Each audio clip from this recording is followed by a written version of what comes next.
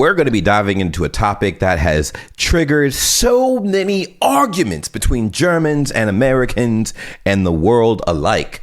Healthcare in Germany, right? Obviously, we've, talked about the different multifaceted, elements and aspects of Germany's healthcare system as far in comparison to the U.S. healthcare system, which is thoroughly flawed. Not Germany's, but obviously America's. However, when it comes to the military in America, it seems like we have a very similar healthcare system as those in Germany. Very, very, very similar. In fact, all of the things that you would think that would benefit America that we would take from Germany, we've actually applied to our military. I'm proof. Okay, I'm proof. I got free healthcare, and there's a bunch of other little benefits and stuff like education benefits and this, that, the third. The same benefits that people get just because they live in Germany, I'm getting because I'm in the military. So very interesting perspectives. We're going to be diving into this, and I do have a lot of questions. So if you guys can be so kind as to answer those in the comments down below, that would be great. Also, I stream on twitch.tv/JamesBriggs and play horror games and all that other good stuff, almost every day. So please go follow that. My link to my Twitch is in the description down below. Let's get into this video, man.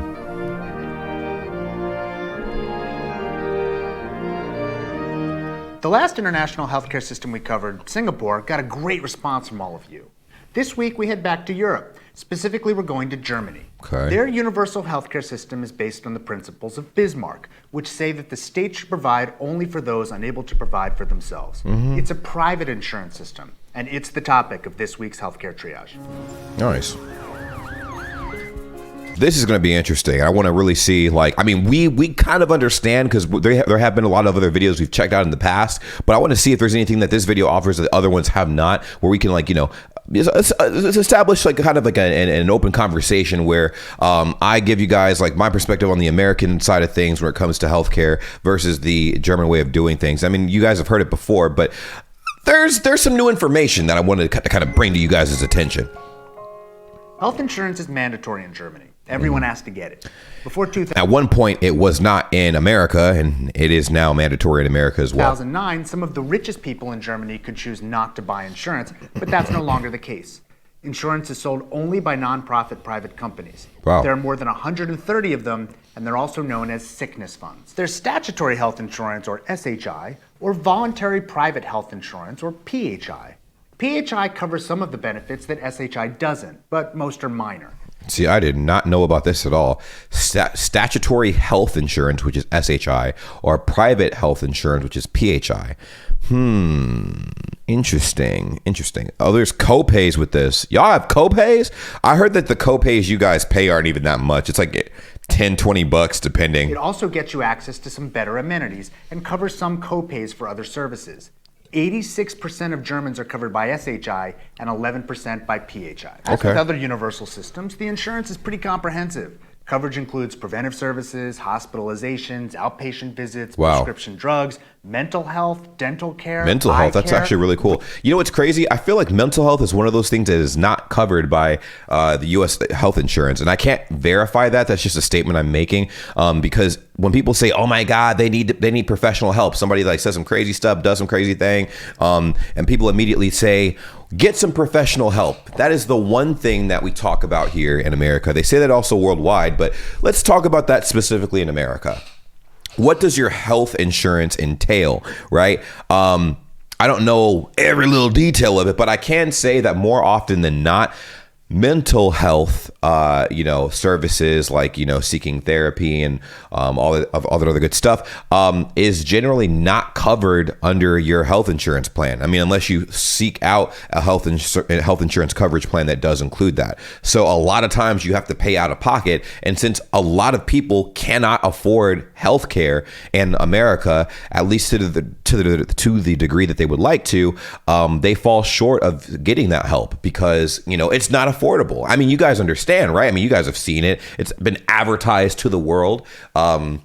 We have all of these healthcare plans, and one of the things that they lack severely is an opportunity to get professional help from healthcare providers and stuff for mental health issues and whatnot, because it's something that's an out-of-pocket purchase. It's like it's like a bonus. It's a bonus, and it's weird. Another thing that I thought was interesting too is dental care and health insurance are two separate things, and one is a part of the other. Like your oral health is definitely a part of your overall health. If your teeth rot, if your gums go bad, that affects your physical health. So why is that not covered underneath the health insurance aspect that we have? But I can make that same argument for other countries that are also following the same thing. It's interesting. Rehab, hospice care, physical therapy, even sick leave is covered. Long-term care is covered by a different insurance, but that's mandatory too. There are limits to this though, and some people buy supplemental private long-term care insurance. Any employed citizens and pensioners who make less than 52,200 euros a year and their dependents are covered by SHI.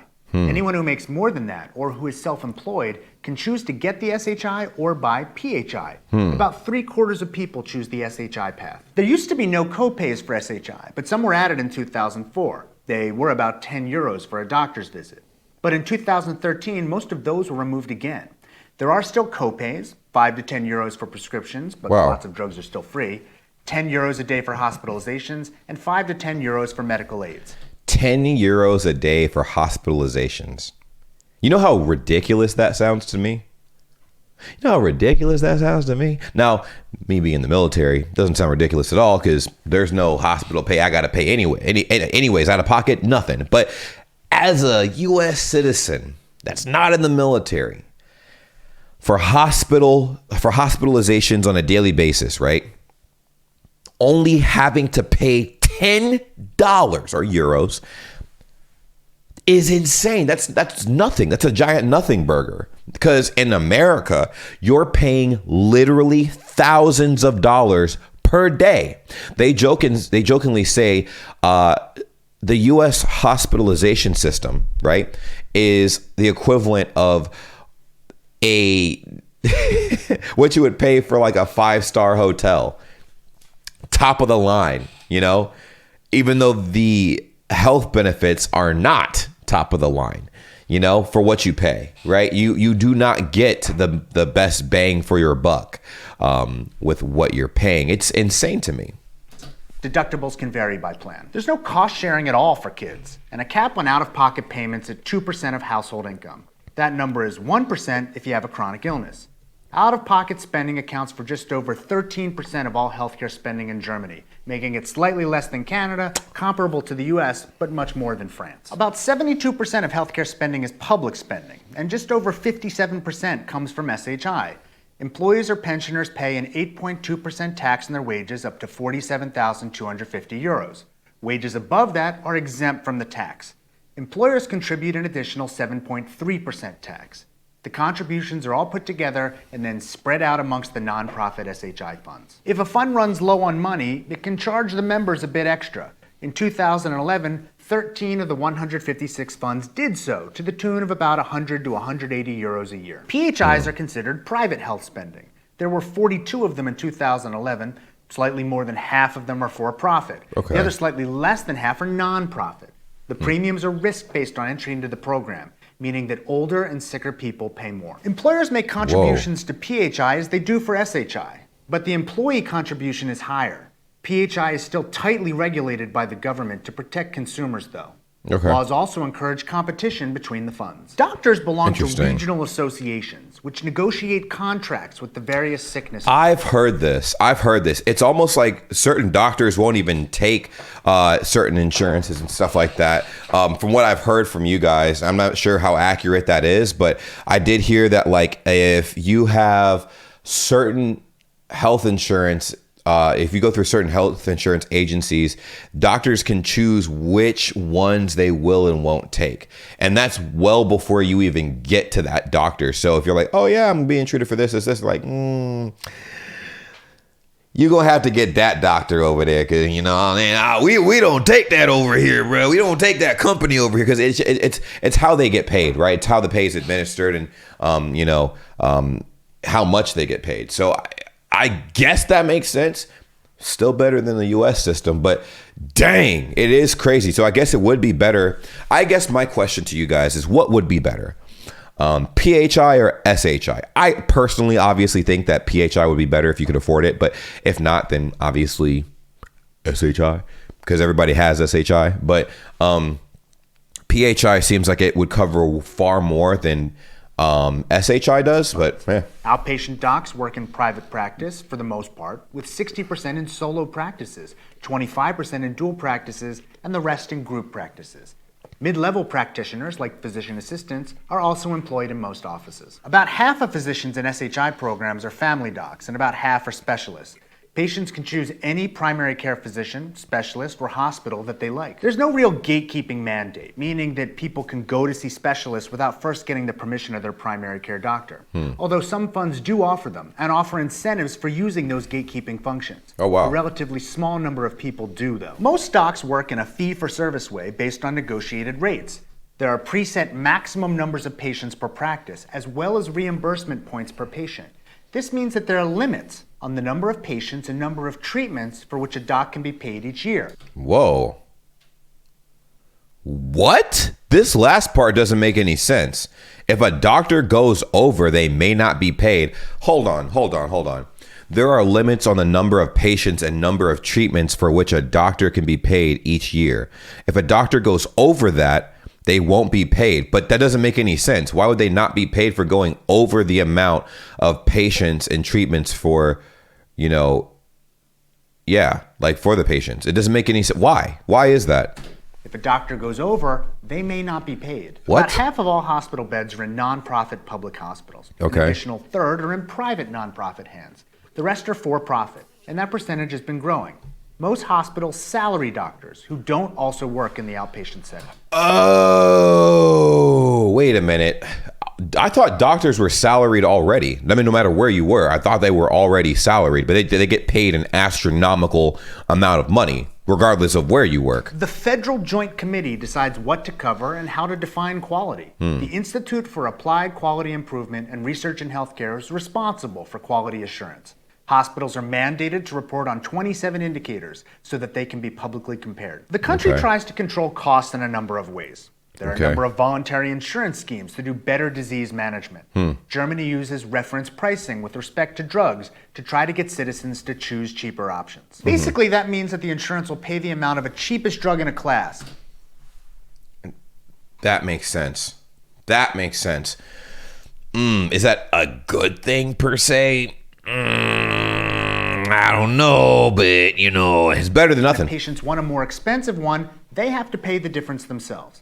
Like a lot copay. of research goes into deciding which drugs are most cost effective. Finally, regional budgets are used to hold down spending. For instance, if a doctor goes over what's expected for prescriptions for their patients, they are held financially liable.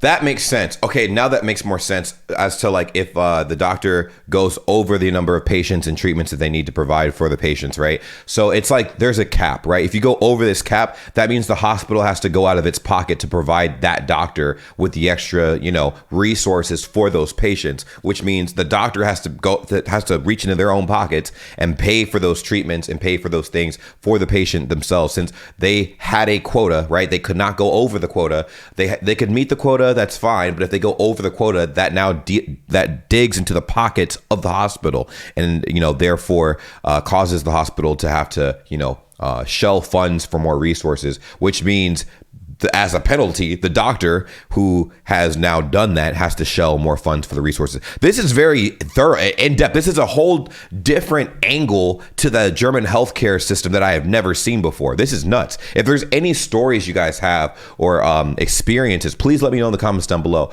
I know I say it a lot in the past, and I haven't really made very many videos on it, but I do want to start making videos out of you guys' comments and stuff and discuss this, because this is very interesting.